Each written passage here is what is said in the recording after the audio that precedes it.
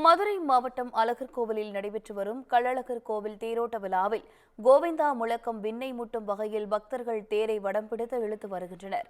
கூடுதல் விவரங்களோடு இணைகிறார் செய்தியாளர் அருண். வணக்கம் அருண். பக்தர்கள் கூட்டம் எந்த அளவுக்கு காணப்படுகிறது? அவர்களுக்கான பாதுகாப்பு ஏற்பாடுகள் எந்த அளவுக்கு செய்யப்பட்டிருக்கிறது? விவரங்கள் என்ன? வணக்கம் சாரா. அதாவது அழகர் கோவிலில் ஸ்ரீ கள்ளழகர் திருக்கோவில் தேரோட்டமானது ஆடி தேரோட்டம் இன்று துவங்கியது. இன்று காலை துவங்கப்பட்ட இந்த தேரோட்டமானது தற்போது தேரானது நிலையை அடைந்திருக்கிறது. இந்த பக்தர்கள் விண்ணை முட்டும் வகையில் கோவிந்தா கோவிந்தா என்ற கோஷத்துடன் திருத்தேரை வடம்பிடித்து இடித்து தற்போது இந்த தேரோட்டமானது நிறைவு பெற்றிருக்கிறது. மதுரை மாவட்டம் மேலூர் அருகே உள்ள 108 வைணவ திருத்தலங்களில் ஒன்றாகவும் தென் வைணவ திருத்தலங்களில் முக்கியமானதாக அழகர் கோவில் ஸ்ரீ கள்ளழகர் திருக்கோவிலானது திகழ்ந்து வருகிறது. ஒவ்வொரு மாதமும் பல்வேறு உற்சவ விழாக்கள் கொண்டாடப்பட்டு வரக்கூடிய நிலையில் சித்திரை மாதமும் வைகை ஆற்றின் தங்க குதிரை வாகனத்தில் ஸ்ரீ கள்ளழகர் எழுந்தும் நிகழ்வானது பிரசித்தி பெற்றது. அதே போன்று ஆடி மாத பௌர்ணமியொட்டி நடைபெறும் இந்த திருத்தேரோட்டம் முக்கிய நிகழ்வாகவும் கருதப்படுகிறது. இந்த ஆண்டிற்காக 10 நாட்கள் நடைபெறக்கூடிய அந்த ஆடி பெருந்திருவிழாவானது கடந்த 13ஆம் தேதி கொடியேற்றத்துடன் தொடங்கியது.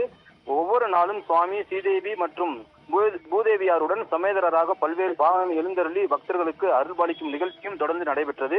இந்த விழாவின் முக்கிய நிகழ்வான திருத்தேரோட்ட நிகழ்வானது இன்று நடைபெற்று வருவதையொட்டி உற்சவ மூர்த்தியான ஸ்ரீ கள்ளழகர் மற்றும் ஸ்ரீதேவி பூதேவியாருக்கு சிறப்பு அபிஷேக அலங்காரங்கள் தீபாவளி நடைபெற்று இன்று காலை வண்ண மலர்கள் மற்றும் வண்ண திரைத்துணிகளால் அலங்கரிக்கப்பட்ட 60 அடி உயர கொண்ட திருத்தேரில் ஸ்ரீ கள்ளழகர் ஸ்ரீதேவி மற்றும் பூதேவியருடன் சமேதரராக எழுந்தருளி இந்த தீபாராதனை நடைபெற்று தேரோட்டமானது நடைபெற்று வந்தது.